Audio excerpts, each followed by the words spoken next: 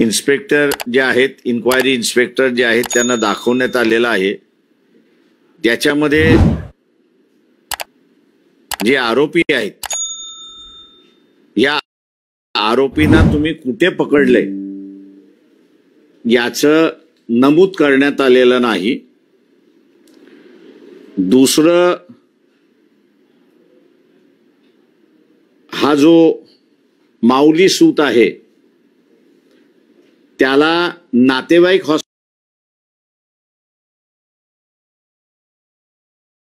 हॉस्पिटलमध्ये घेऊन गेले। 2 दिवस पोलीस त्या ठिकाणी त्याला बघायलाही आले नाहीत अशी असणारी परिस्थिती आहे। FIR नोंदल्यानंतरही त्याचे असणारे कपडे जे आहेत ते हॉस्पिटलच्या स्टाफने कुठे ठेवलेत, कसे ठेवलेत याची असणारी चौकशी मी जाईपर्यंत त्या ठिकाणी झाली नव्हती आणि म्हणून पोलिसांना आम्ही ते त्या ठिकाणी दाखवलं होतं।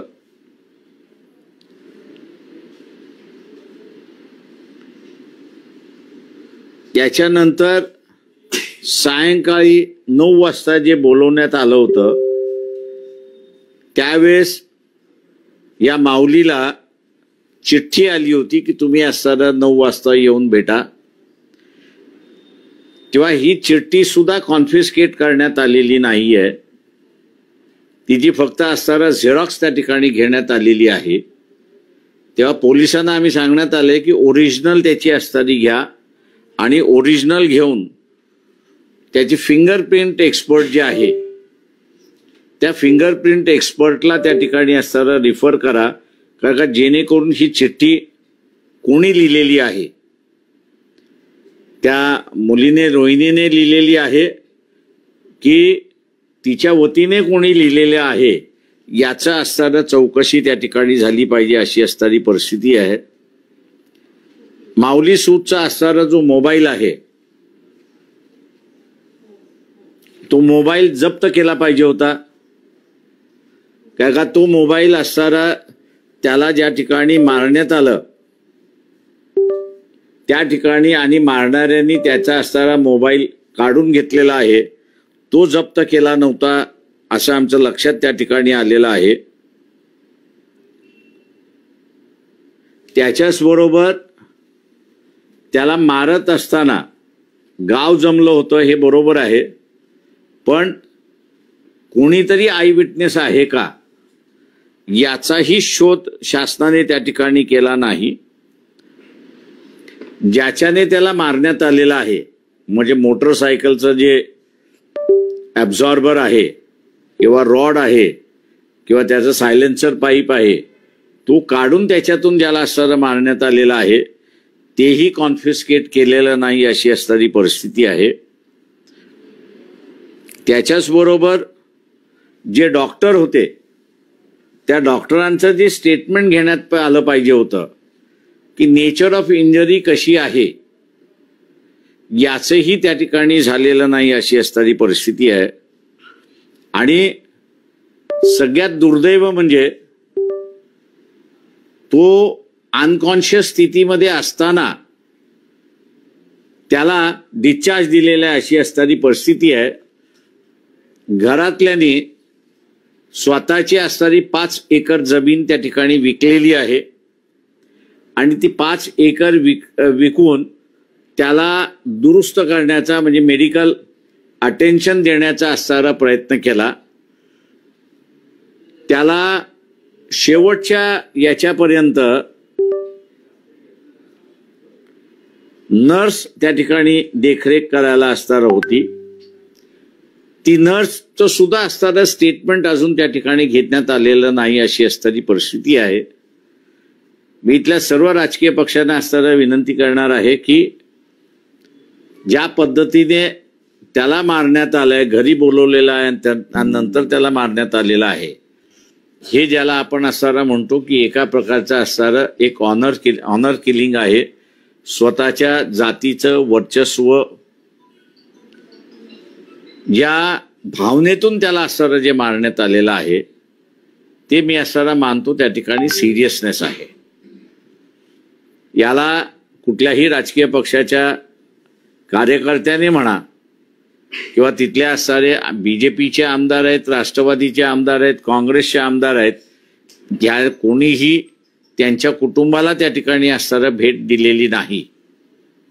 मी माननीय मुख्यमंत्री यांना असणारा विनंती करतोय की महाराष्ट्रामध्ये असणारं अशा पद्धतीचं ऑनर किलिंग व्हायला सुरुवात झालं तर महाराष्ट्र आणि हरियाणा याच्यामधला काहीच फरक राहत नाही अशी असणारी परिस्थिती आहे. आणि म्हणून कुठल्या तरी मंत्र्यांना, पालकमंत्री असेल किंवा इतर कोणी मंत्री असेल, त्यांना त्या गावाला जाऊन त्या माऊली सूत याच्या कुटुंबियांना भेट देऊन शासनाने त्यांना असणारा मदत त्या ठिकाणी करण्यात यावी. दुसरं ह्या सगळ्यात ह्याच्यामध्ये महत्वाचं आहे की ऑनर किलिंग ज्या ठिकाणी असणारं होतं त्या ठिकाणी शासनाने कुठल्याही पद्धतीचं धोरण आखलेलं नाही अशी परिस्थिती आहे. तेव्हा शासनाला आम्ही असणारा विनंती करतो की जी SC STच्या संदर्भातला असणारा अत्याचाराच्या संदर्भातलं किंवा त्यांचा असणारा खून करण्यात आल्याच्या संदर्भातला जो GR काढण्यात आलेला आहे तो GR जशाचा तसा या ऑनर किलिंग जे आहे त्या ऑनर किलिंगला सुद्धा त्यांनी लावण्यात यावा. अन्यथा कुटुंब जे आहेत ते फायनान्शियल बर्डनमध्ये त्या ठिकाणी अडकत जातील आणि पुन्हा खातं पितं एक कुटुंब पुन्हा दारिद्र्य रेषेकडे आपण ओढतोय अशी असणारी परिस्थिती त्या ठिकाणी होणार आहे. तेव्हा महाराष्ट्रातल्या जनतेचा मी असं आवाहन करतोय की प्रेमातून जे असणारा खुनाचा प्रकार असणारा होतोय तो आपण थांबवण्यासाठी पावलं उचलली पाहिजेत. पक्षाच्या वतीने जी मदत आहे ती पूर्ण मदत आम्ही त्यांना असणारा त्या ठिकाणी देतोय. पण शासन या सूत यांच्या पाठीमागे आहे हा संदेश तिथे गेला पाहिजे. आणि म्हणून म्हटलं की मंत्री म्हणा किंवा मुख्यमंत्री म्हणा कोणीतरी जाऊन त्या ठिकाणी भेट देणं गरजेचं आहे असं मी त्या ठिकाणी मानतोय. आपण आता विचार. आतापर्यंत मुख्यमंत्री असतील किंवा मग इतर तिकडचे स्थानिक नेते असतील त्यांनी याबाबतची दखल घेतलेली नाही. सातत्याने अशा प्रकारची प्रकरणं महाराष्ट्रात वाढताना दिसतात. बीडचं तुम्ही उदाहरण सांगितलं तशी अजून इतरही उदाहरणं आहेत. मात्र याबाबत शासन लक्ष घालत नाही का? शासन फूस असं घालते किंवा स्थानिक नेत्यांकडे अशी फूस घातली जाते त्याच्यामुळे अशी प्रकरणं दाबली जात आहेत. मी असं म्हणेन त्याच्यामध्ये की ह्याच्यामध्ये आमदार जे आहेत त्या मतदारसंघातले आमदार सुद्धा त्या कुटुंबाला भेटायला गेले नाहीत अशी असणारी परिस्थिती आहे. ऍडमिनिस्ट्रेशनवरती दबाव आहे हा सरळ सरळ मला त्या ठिकाणी असणारा दिसला.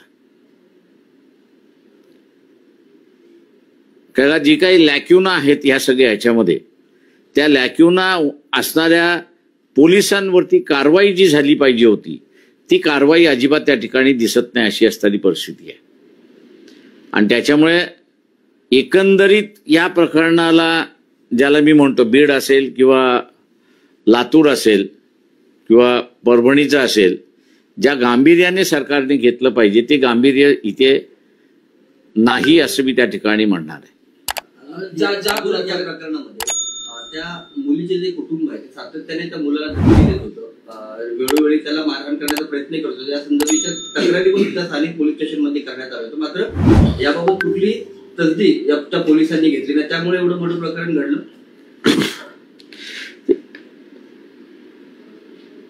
त्यांचे वादावादी होत्या का तर मी असं म्हणेन त्याच्यामध्ये रोहिणी ही जी मुलगी आहे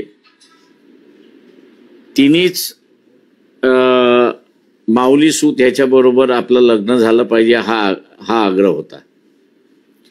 मुलाच्या आई वडिलांनी हे सांगितलं की आपल्याला हे असणारं शक्य नाहीये, आम्हाला ते असणारं झेपणार नाही. सकाळी जाऊन सांगून आलेले आहेत आणि संध्याकाळी ही घटना घडलेली आहे. त्याच्यामुळे मी असणारं म्हणतोय की ही ऑनर किलिंग आहे. जे मुलाच्या आई वडिलांकडून तिथे प्रयत्न चाललेले आहेत परंतु त्याला बोलून नंतर मग मारण्यात आलेला अशी असणारी परिस्थिती आहे. सर या आपण जर पाहिलं तर बीडची प्रकरणं असतील त्यात स्थानिक आमदार असतील किंवा मंत्री असतील एका सत्ताधारी पक्षातलेच आमदार असतील हे थेट बोलताना पाहायला मिळतात. पण ज्यावेळेस अशा ऑनर किलिंग सारख्या घटना किंवा जिथे राजकीय फायदा होत नाही त्या ठिकाणी नेते बोलत नाही असं तुम्हाला वाटतं का? नेते बोलतच नाहीयेत. या राष्ट्रवादीचं कुठलं म्हणजे दोन्ही राष्ट्रवादीचं स्टेटमेंट नाही, काँग्रेस पक्षाचंही स्टेटमेंट नाही, एकनाथ शिंदे शिवसेनेचंही स्टेटमेंट नाही, उद्धव ठाकरे यांचंही स्टेटमेंट नाही किंवा त्यांचे कार्यकर्तेही तिथे त्या कुटुंबाला भेटायला गेले नाहीत अशी असणारी परिस्थिती आहे. बीएडची घटना असो, परभणीची असो किंवा ऑनर किलिंगच्या या घटना असो, एकंदरीतच गृह मंत्रालयाच्या सक्षमतेवर प्रश्नचिन्ह उभं केलं जात आहे. तुमचं मत काय? विरोधक गृहमंत्र्यांना घरात पकडतात कारण मुख्यमंत्री तेच आणि गृहमंत्री. मी असं म्हणेन की गृह मंत्रालय जे आहे किंवा पोलीस खातं मी असं म्हणेन किंवा ऍडमिनिस्ट्रेशन असं मी म्हणेन, हळूहळू एकमेकाच्या द्वेषेकडे जातीचा आधार धरून द्वेषाची भावना जी आहे ती वाढायला लागली एकंदरीत मला त्या ठिकाणी दिसते. प्रत्यक्षात अप्रत्यक्षात मला वाटतं ऍडमिनिस्ट्रेशन मध्ये बीड असेल, परभणी असेल आणि लातूर असेल, आता हे शिरताना दिसते हे मी असं नमूद करू शकतो. आणि हे सगळ्यात वाईट आहे असं मी त्या ठिकाणी मानतो. अनेक घटना झालेल्या आहेत, ते भेट झालेले, रिप्रेझेंटेशन झालेलं आहे, सगळं झालेलं आहे. परंतु तुम्ही या प्रकरणात का आलात असा प्रश्न मला आतापर्यंत कोणी केला नाही. पण आता हळूच हा प्रश्न काय गरज आहे आंबेडकरांना जाण्याची हा आता विचारला जातो. हे विचारणारे नेते कोण आहे? कारण की परभणीत पण तुम्हीच एकटे पुढे गेले होते. एवढ्या मोठ्या प्रमाणात बीडचं प्रकरण सतत बीडच्या प्रकरणात बोललं जातं, अधिवेशनात बोललं जातं. पण परभणीत जेव्हा सूर्यवंशीची हत्या झाली होती त्यावेळेस कोणीच बोललं नाही, मदत झाली तरी त्याच्यानंतर बोलणंच झालं नाही. त्यामुळे तिथल्या पोलिसांवरही अद्याप कारवाई केली गेली नाही. हो, ते म्हणूनच मी म्हणालोय की ऍडमिनिस्ट्रेशन मध्ये हळूहळू जे विष नव्हतं जातीयतेचं ते हळूहळू पसरायला लागले आणि हे दुर्दैव आहे असं मी त्या ठिकाणी मानतोय. ऍडमिनिस्ट्रेशन मध्ये तरी ही भावना येता कामा नये याची दक्षता मुख्यमंत्र्यांनी घेतली पाहिजे असं मला वाटतंय. पण याच्यासाठी काही राजकीय दबाव कारणीभूत आहे की सिस्टीम मध्ये सुद्धा तुम्ही म्हणताय की शासनात काम करणाऱ्या ऍडमिनिस्ट्रेशन मध्ये सुद्धा अशा प्रकारची द्वेषभावना वाढीस लागली किंवा ती सपोर्ट करते द्वेषभाव वाढीसाठी? तुम्ही आता सर बाहेरचं वातावरण सुद्धा आपण असं त्या ठिकाणी पाहिलं पाहिजे. बाहेरचं वातावरण सुद्धा अँटी असंच पसरवल्या जाते आणि तो अँटीइझम जो आहे तो मग कुठेही तुम्ही त्या ठिकाणी जोडला जाऊ शकतो. तो आता असणारा वंजारी मराठा काहीच होण्याची गरज नव्हती त्याच्यामध्ये, पण तो ती तिथे औरंगाबादमध्ये बीड जिल्ह्यामध्ये झाली. आता दुर्दैव मी असं म्हणेन की बीड जिल्ह्यातल्या गाडी मालक जे आहेत ते बाहेरच्या जिल्ह्यामध्ये गेले की ती गाडी हमखास बाजूला काढून पूर्णपणे चेक केल्या जाते. आता ही जी सिस्टम कोणीतरी सांगितल्याशिवाय नाही. नाही, आता ती गाडी बाहेर जेव्हा जाते ती कुठल्या समाजाची आहे ही तुम्हाला माहित नाही. इन जनरल बीडचा नंबर दिसला 23, ती परभणीत दिसो, औरंगाबादमध्ये दिसो, पुण्यामध्ये दिसो, मुंबईमध्ये सुद्धा दिसो, बाजूला घेऊन तिला चेक. बीड या स्तरावरती आता बदनाम झालेलाच आहे की हा बाजूचा असेल किंवा त्या बाजूचा असेल, हत्यार घेऊनच फिरतोय म्हणून गाडी चेकिंग चाललेली आहे. तर ही जी अनडिक्लेअर्ड कोमिंग ऑपरेशन मी असं म्हणेन, आणि पोलिसाला जे कोमिंग ऑपरेशन करण्याचे ज्या कोमिंग ऑपरेशन पोलिसाला करण्याचा अधिकार नाही आणि त्या पोलिसांना ज्यावेळेस पाठीमागे घातल्या जात आहे त्यातून असणारे हे सगळं वाढत चाललंय असं मी त्या ठिकाणी म्हणणार आहे. ऍडमिनिस्ट्रेशन मधलं कणखरपणे निर्णय घेण्याचे डिसिजन्स अप्रिय असतील तरी ते घेतले पाहिजेत.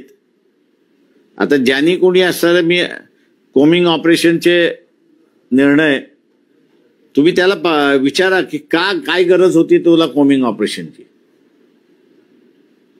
आणि कोणी ते आदेश दिले. आता असं ते बीडमध्ये चालले, परभणीमध्ये चालले आणि ह्या 2 जिल्ह्याच्या गाड्या बाहेर दिसल्या की त्यांच्या सर्च चाललेलं आहे. पण या सर्वांवरती कारवाई करताना सरकारची पण एक इच्छाशक्ती असावी लागते. पण सरकारची इच्छाशक्ती नसल्या कारणाने जे अधिकारी आहेत ते काम करत नाही. त्यामुळे असं सगळं वातावरण होते. कारण फक्त बीड किंवा परभणी किंवा असं येत नाही तर पूर्ण राज्यभरामध्ये असं प्रकारचे चित्र दिसते की अशा छोट्या छोट्या घटना घडतात. मात्र छोट्या घटनाच नंतर पुढे जाऊन त्या मोठ्या होतात. आपण म्हणाल ते बरोबर आहे की वातावरण फारच गंभीर आहे, अशी परिस्थिती आहे आणि कुठल्या प्रश्नावरती कधी स्फोट होईल, कुठे होईल हे सांगता येणार नाही, अशी स्फोटक परिस्थिती आहे. खरं तर हाच प्रश्न आहे की आता कालच एक बीड जिल्ह्याचं पुन्हा एकदा एक सीसीटीव्ही समोर आलं चहाच्या टपरीवरचं. त्याच्या बाजूच्या दुकानात जाऊन वाल्मिक कराड यांनी खंडणीचा प्रयत्न केला. त्या संपूर्ण 4 आरोपींसोबत जे PSI होते ते सुद्धा त्या व्हिडिओमध्ये पाहिले जातात. त्या PSI ना फक्त सस्पेंड केले, थेट नोकरीवरून काढून देण्यात आले नाही. पोलीस खंडणीच्या गुन्ह्यात त्या गुन्हेगारांसोबत पाहायला मिळतात आपल्याला महाराष्ट्रात. ही कितपर्यंत गृहमंत्र्याचं केलेलं वाटतंय तुम्हाला? तुम्हाला जर हे पिक्चर बघायचं असेल तर मला वाटतं तुम्ही आता एक्सप्रेस हायवेवरती गेलात तर ट्रॅफिक पोलीस हा असणारा फार मोठा उदाहरण आहे. त्याला गाडी चेक करण्याचा पहिल्यांदा कायद्याने त्याला अधिकार नाही. पण एंट्री पॉइंटवरती आणि एक्झिट पॉइंटवरती हे ट्रॅफिक पोलीस बसलेले असतात. तुमच्याकडे लायसन्स नाही, तुमच्याकडे अमुक नाही, तुमच्याकडे हे नाही, तुमच्याकडे ते नाही, तुमच्याकडे ते नाही, असं जे आहे हे करून 2-2, 3-3 हजार फाईन लावून आत्ताच मी असं म्हणेन जेवढ्या चौक्या आहेत ट्रॅफिक पोलीसवाल्यांच्या त्यांना टार्गेट्स दिलेले आहेत की महिन्याचे 2000 गाड्या तुम्ही पकडल्या पाहिजेत. आता समजा 2000 जर पॉइंट्स असतील तर 2000 मल्टिप्लाइड बाय 2000 किती झाले? एवढ्या गाड्या महिन्याभरामध्ये त्यांना पकडायच्याच आहेत.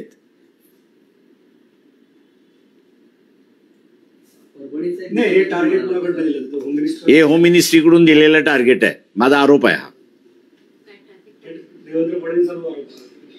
आता कोणी असेल ट्रॅफिक मला माहित नाहीये. ट्रॅफिक डिपार्टमेंटने दिलेला असणारा हे ट्रॅफिक डिपार्टमेंटने दिलेला हा टार्गेट आहे, हा माझा आरोप आहे. गेल्या सरकारमध्ये सुद्धा असा आरोप झाला होता की 100 कोटींचं टार्गेट देण्यात आले आणि अनिल देशमुखांच्या बाबतीत ते आरोप झाले. नंतर त्यांना राजीनामा द्यावा लागला आणि नंतर त्याची चौकशी सगळा इतिहास आपल्याला माहिती आहे आणि ती केस दाबण्यात आली पुन्हा.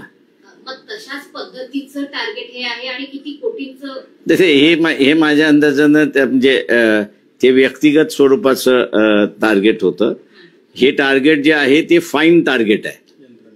यंत्रणेला तुम्ही 2000 महिन्याभरामध्ये एका चौकीने 2000 गाड्यांना तुम्ही फाईन लावलाच पाहिजे आणि सरकारच्या तिजोरीमध्ये भरला पाहिजे. म्हणजे हा करप्शनचा भाग नाही, हा लोकांना नडवण्याचा भाग आहे. सिस्टीम शासन. गंगाजली नसेल तर तुम्ही टेंडर काढणार कुठून? कुठल्याही पद्धतीने पोलीस खंडणीच्या आरोपी मध्ये सोबत फिरतात ते म्हणजे ते कसं ते फार मोठ्या प्रमाणाचं आहे. या याच्यामध्ये मला आता मध्यंतरी मीरा बोरवणकर यांचं असणारं एक आर्टिकल सुद्धा होतं की त्यांचं असणारं पुस्तक सुद्धा आहे. दुर्दैवाने असणारे त्या पुस्तकामधलं मी मिसिंग असं म्हणेन की त्यांनी तो फोटो टाकला पाहिजे होता की दाऊदच्या पार्टीमध्ये मंत्री कोण होते, आमदार कोण होते, मुख्यमंत्री कोण होते, त्यांनी तो फोटो टाकला असता तर फार बरं झालं असतं असं मला वाटते.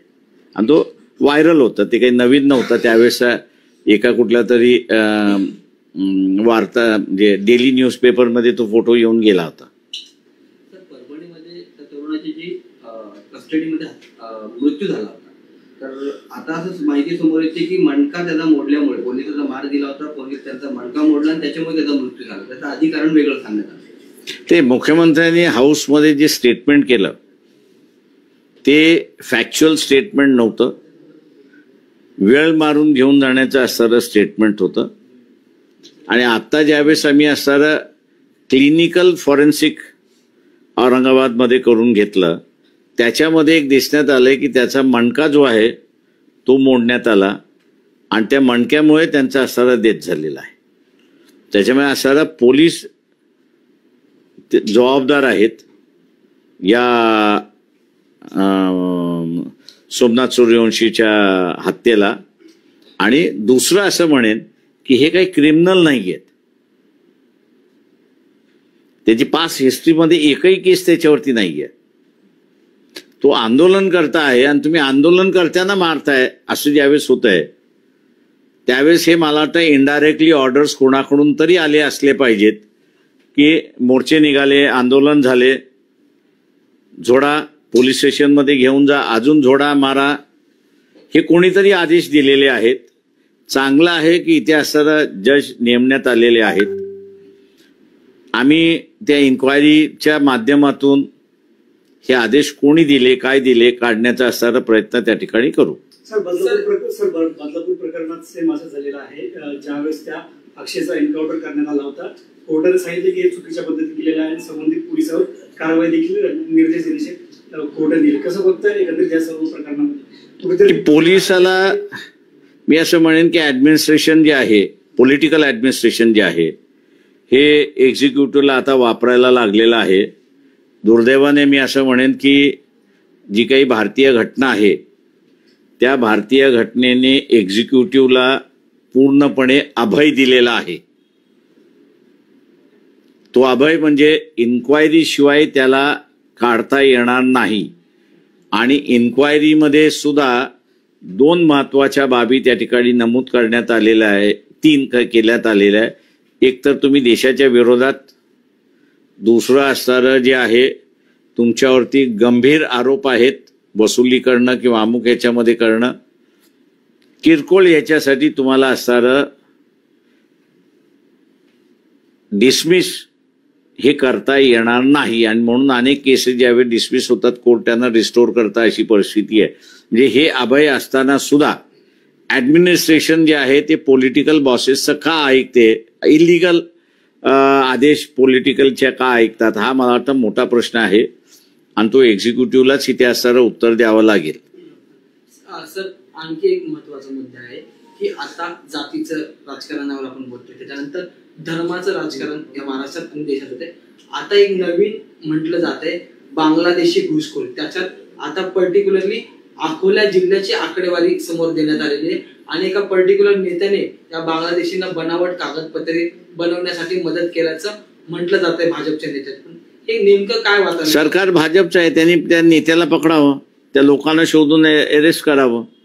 गव्हर्नमेंट ऑफ इंडियानी, माझं म्हणणं असं आहे की मी अनेक वर्ष असं म्हणतोय त्याच्यामध्ये की हा जो इमिग्रंट आहे या इमिग्रंटच्या संदर्भातली तुमची आज पॉलिसी काही आहे. काँग्रेसने त्यावेळेस ले डाऊन करण्यास नाकारलं, भारतीय जनता पक्षाचं सरकार आलं, भारतीय जनता पक्ष सुद्धा इमिग्रेशनची पॉलिसी ले डाऊन करायला तयार नाही आणि त्यातून असणारे हे प्रश्न उद्भवत आहेत असं मी त्या ठिकाणी मानतोय. तुम्हाला वाटते का बांगलादेशी घुसखोरी केली जाते आणि त्याचे बनावट कागदपत्रे अशा प्रकारे हा वलय तयार केला जातो? मी 71च्या काही ट्रेनिंग कॅम्पचा साक्षीदार असल्यामुळे आणि तिथे जे मदत कार्य चालले होते त्या मदत कार्याचा सुद्धा एक व्हॉलेंटियर असल्यामुळे जेवढे काही बांगलादेशी त्यावेळेस आले होते त्याच्यातले 90% मी असं म्हणेन परत गेले. 10% भारतामध्ये राहिले का तर निश्चितपणे ते राहिले अशी असणारी परिस्थिती आहे. आत्ताच्या ह्याच्यामध्ये घुसखोरी ज्या प्रमाणात सांगितल्या जाते त्या प्रमाणात होते का असं जर मला कोणी विचारलं तर मी म्हणेन आत्ताच्या ह्याच्यामध्ये नाही. शेख हसीनाला काढण्याच्या अगोदरची परिस्थिती मी आपल्याला असताना त्या ठिकाणी सांगतोय. का बांगलादेश ही असणारी बूमिंग इकॉनॉमी होती आणि अनएम्प्लॉयमेंट रेशो हा जो होता, मायग्रेशनचा एक सगळ्यात मोठा भाग होता, तो तिथला असताना कमी होता अशी एक परिस्थिती होती. हा, बॉर्डरच्या ह्याच्यावरती स्मगलिंग होतं का, तर माझा अनुभव मी सांगतो की तुम्ही बॉर्डर क्रॉस आरामात करू शकता अशी परिस्थिती आहे. थँक्यू.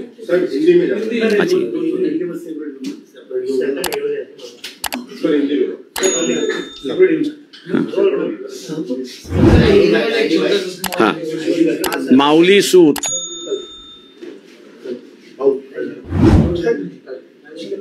ये गडरिया समाज के विद्यार्थी है. उसी गांव की रोहिणी पाटिल करके महिला है. ये दोनों एक दूसरे को चाहते थे, लेकिन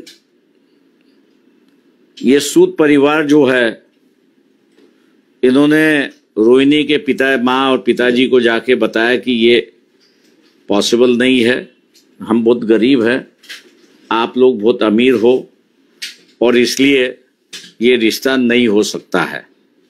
जिस दिन ये बताया गया उसी दिन माउली सूद को जो है वो बुलाया गया और उसको 8-10 जन मिलके इतना पीटा कि वो अनकॉन्शियस हो गया. हॉस्पिटल में ले गए, लेकिन हॉस्पिटल में भी उनको अनकॉन्शियस तरीके से, उनको अनकॉन्शियस होते हुए भी उनको डिस्चार्ज करवा दिया और 2 दिन के बाद उनकी 9 जनवरी को जो है उनकी मौत हो गई. ऐसी एक परिस्थिति है. ये पहली बार है कि जो सैराट की जो कहानी है वो लातूर जिले में दोहराई गई. ऐसी एक परिस्थिति है. दुर्भाग्य मैं ये कहूँगा कि सरकार की ओर से किसी ने इस पर ध्यान नहीं दिया, तवज्जो नहीं दिया, ना कलेक्टर ने दिया, ना वहाँ के पुलिस प्रशासन ने दिया. ऐसी एक परिस्थिति है. ना वहाँ के जितने भी चुने हुए एमएलए जो है, मेंबर ऑफ लेजिस्लेटिव असेंबलीज है, या वहाँ का मेंबर पार्लियामेंट जो है, रिजर्व सीट होने की वजह से भी उन्होंने इस परिवार को देखा नहीं है, ना इस गांव को उन्होंने एक विजिट भी किया. ऐसी एक परिस्थिति है. सरकार से हम विनती करते हैं कि किसी एक मंत्री ने जाके या मुख्यमंत्री ने जाके उस परिवार, माउली परिवार जो है उसको मिलना चाहिए, सूद परिवार जो है उसको मिलना चाहिए. और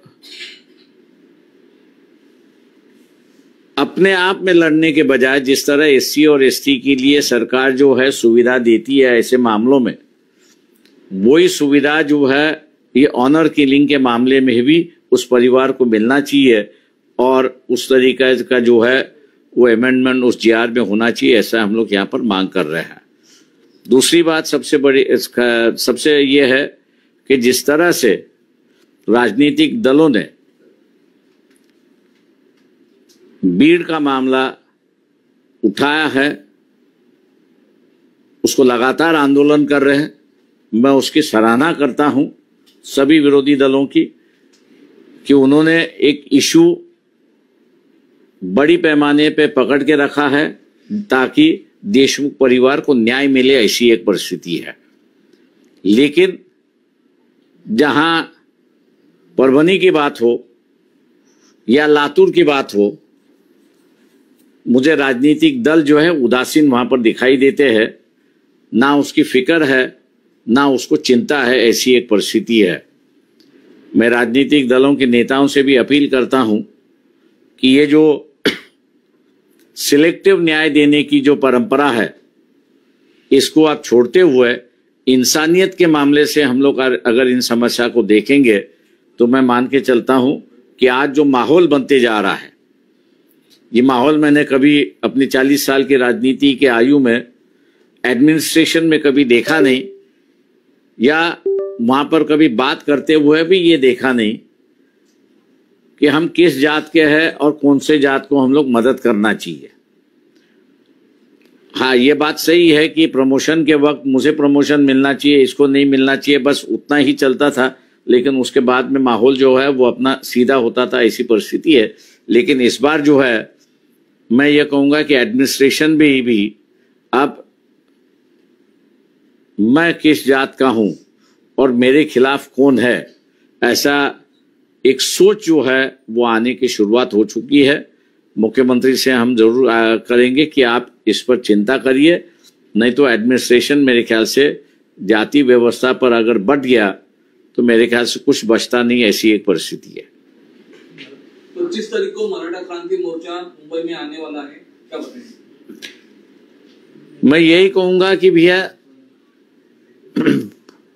जो जुलूस निकाल रहे हैं, मोर्चा निकाल रहे हैं, एक अच्छी बात है उसकी, लेकिन उसका तथ्य भी सामने आना चाहिए।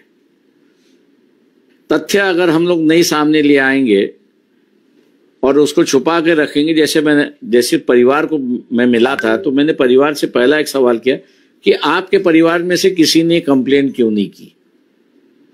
जितने भी राजनीतिक नेता गए, मैं उनसे यह कहूंगा कि भाई आपके पास तो बैटरी ऑफ लॉयर्स है, आप एक वकील डेप्यूट करते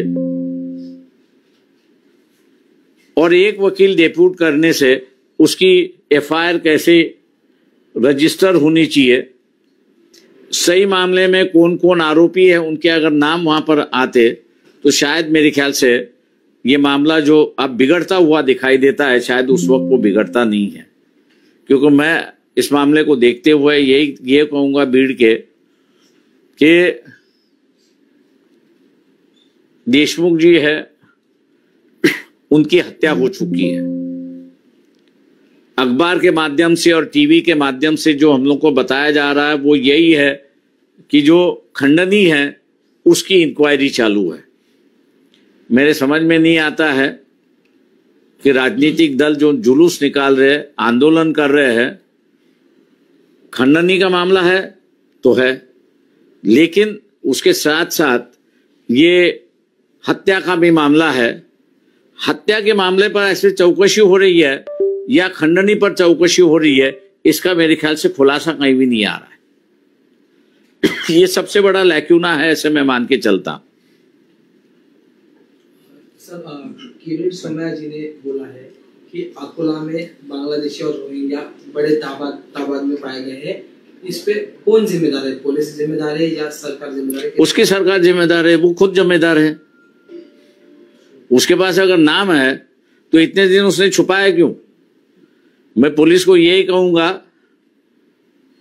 कि पहला केस जो है वो उस पे ही होना चाहिए।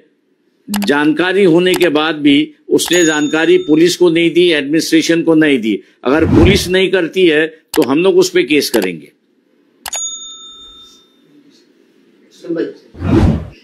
गरजा हिंदुस्तान चॅनलला सबस्क्राईब करा आणि ताज्या घडामोडी जाणून घेण्यासाठी बेल आयकॉनवर प्रेस करा।